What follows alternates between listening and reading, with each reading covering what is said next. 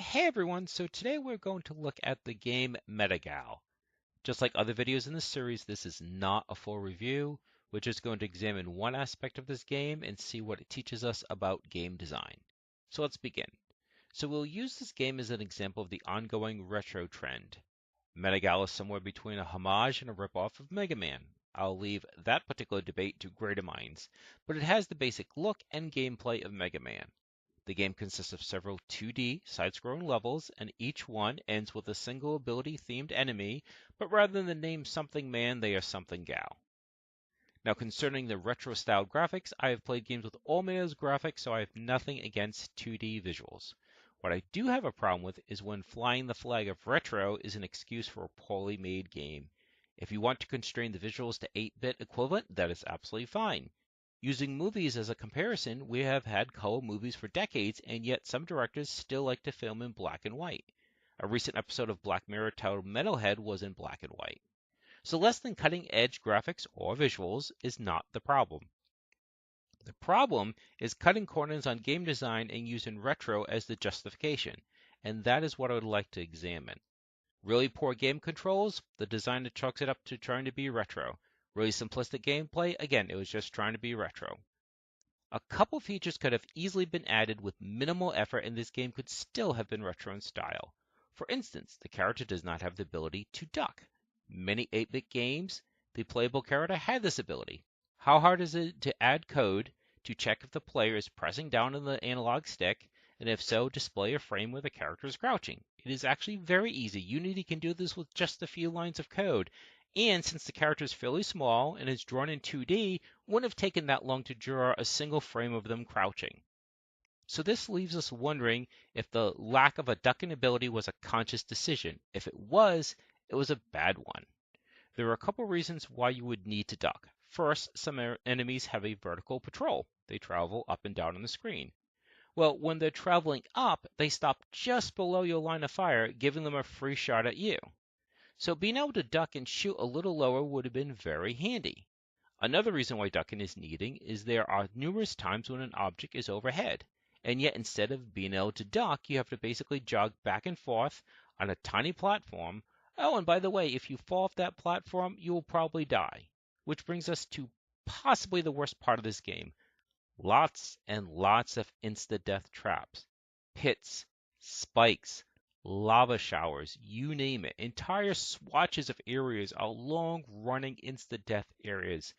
I realize that sometimes insta-death is used to help pad out the length, but this game is only $5. There's really no need to pad out the length. Also, a surprising amount of enemies in this game in the early levels are bullet sponges, and not just mid-bosses. Again, artificial way to slow down progress because these encounters are not challenging, they're just repetitive. Another unfortunate holdover from retro games is the lives and continue system that this game utilizes. Lives are a holdover from the arcade games.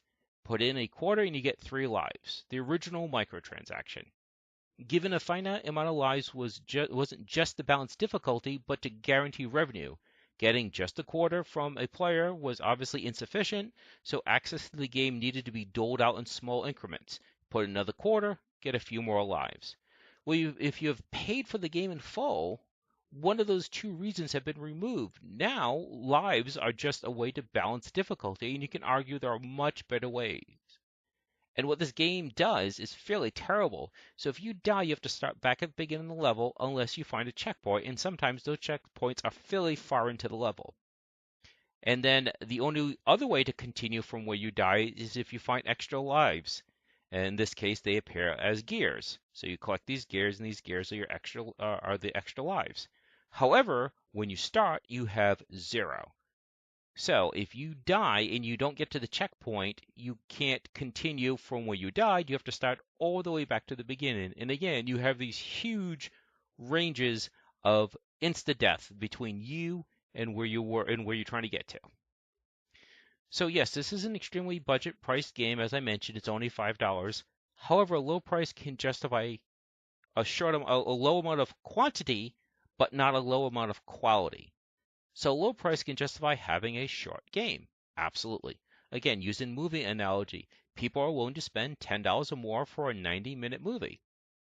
But that doesn't mean they're willing to spend $10 for a terrible movie. Yes, I do realize there are some people who it's almost like a challenge. Let's go see this really horrible movie. But your average consumer, they don't mind the length of the movie, but they do want the quality to be there. So a short movie, yes. A lousy movie, no. So in summary, making a game retro should be a sincere homage to older styles of gameplay. But that doesn't mean you need to retain the bad from those times. You can add better control, shed some of the technical limitations, rethink some of the artificial constraints that padded out gameplay. Otherwise, your retro game is really just an excuse for a cheap money grab. So, anyways, that's just my opinion, and I hope this you found helpful. And feel free to leave your comments. And thanks for watching, and have a good day.